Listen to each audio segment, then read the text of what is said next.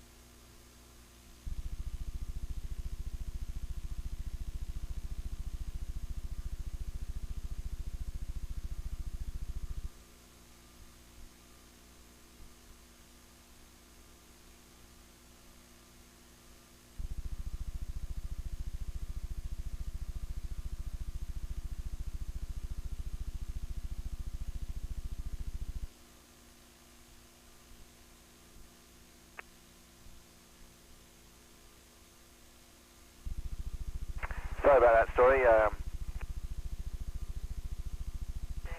The MET was 7 days, 7 hours and 40 minutes. And I'm ready to read out the inlet temps. We are ready. On Mike Fox 71 Echo, the inlet temp was 28.2. The outlet temp was 28.2. The lights timer was 2 hours and 7 minutes. We're on a day cycle, and the water indicator was 3 and 3, and we refilled it. On Mike Fox 71 Hotel, the inlet temp was 33.0, outlet temp was 30.4, and the light timer was 2 hours and 8 minutes on a day cycle. And the water indicator was a 2 and a 3, 2A, 3B. And we also refilled that one. Over. Okay. Thanks very much, Mike. The reason those temperatures are so important is that they are running a controlled experiment underground, and they adjust those temperatures on the ground for the ones you have in flight. Work to do today.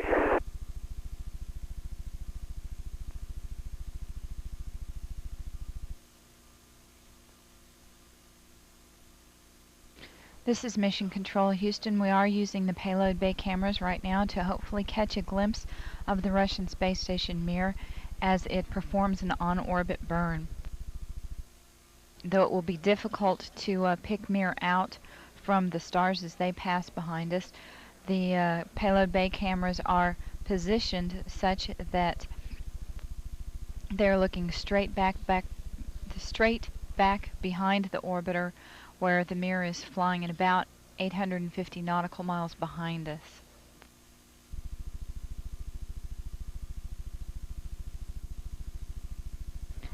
The burn is expected to take place sometime in the next couple of minutes. We have camera Charlie looking for MIR.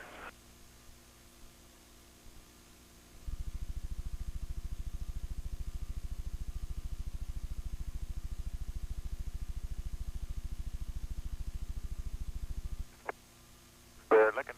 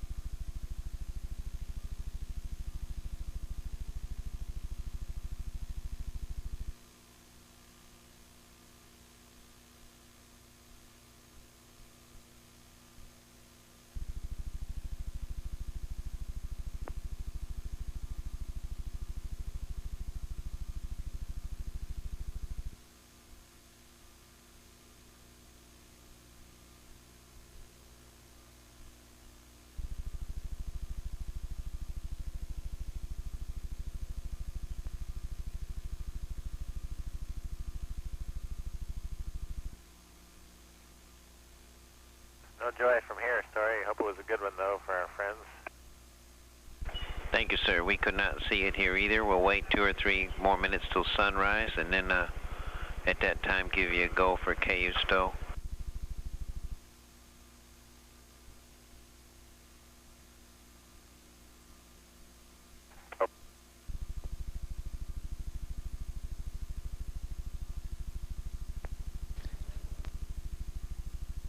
Apparently neither crew members on board Discovery or the payload bay cameras could make out the MIR space station as it came around the horizon and performed a on-orbit burn. That's not too surprising because right now MIR is about 850 nautical miles behind Discovery. MIR should be above the moon as you look at it.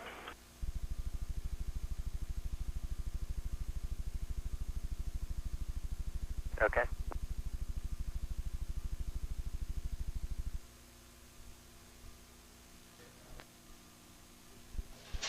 Our next event on NASA television will be our video highlights for flight day number 8. These video highlights, which will last about 43 minutes, will begin at 1 p.m. Central Time. In the meantime, after we wait a little bit to see if we can spot the MIR once it moves into the sun, we will be stowing the KU band antenna and thus concluding the television downlink that we expect to get from the vehicle during this mission. We're at a mission elapsed time of 7 days, 13 hours, and 17 minutes. This is Mission Control, Houston.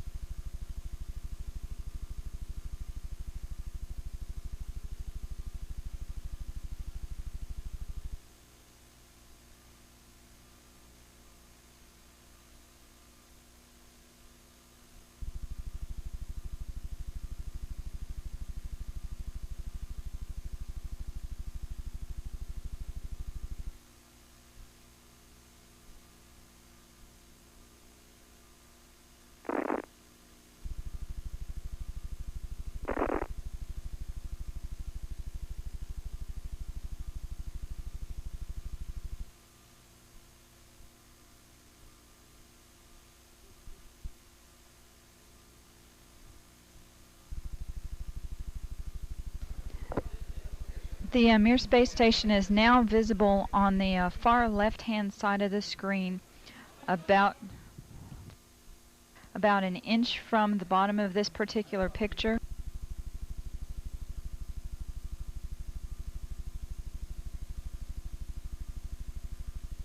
And there were also a number of shooting stars in that view. The camera has now moved to a point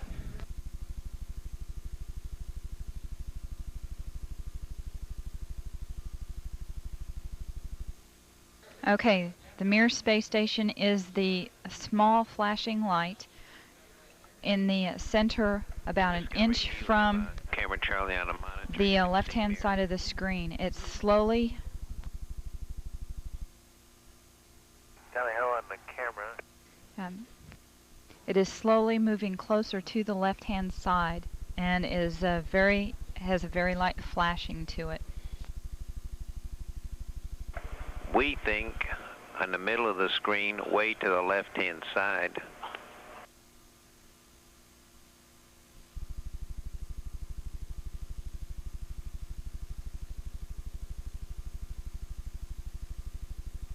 And We've seen a lot of meteors.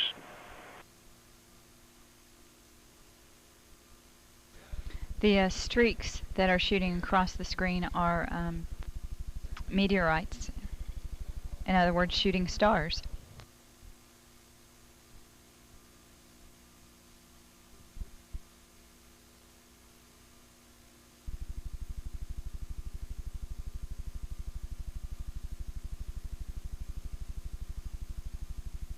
We think you can see a flashing light just a little bit to the left of the center of the screen, very faint.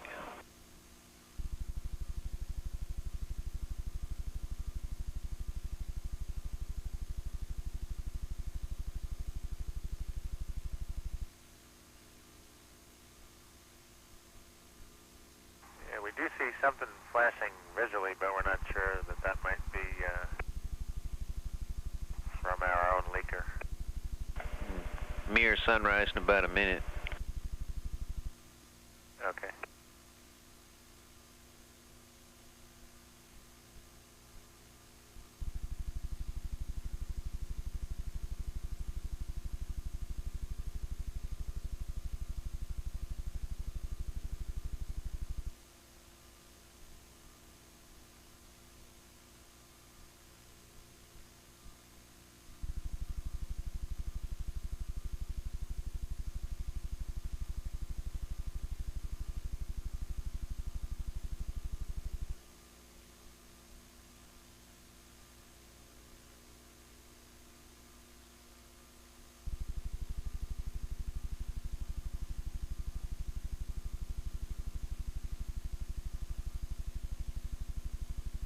This is Mission Control Houston. Once again, we believe we were just able to spot the MIR spacecraft as it flies about 850 nautical miles behind Discovery. The spacecraft appeared as a very small flashing light and then moved out of the picture as the camera was being moved to try to get a different picture. The one thing that we have noticed in the flight control room is that we've seen a large number of shooting stars during this 5-minute or so period when we've been watching. Checkpoint initiates in work. Thank you. During this 5 or so minute period when we've been watching for MIR.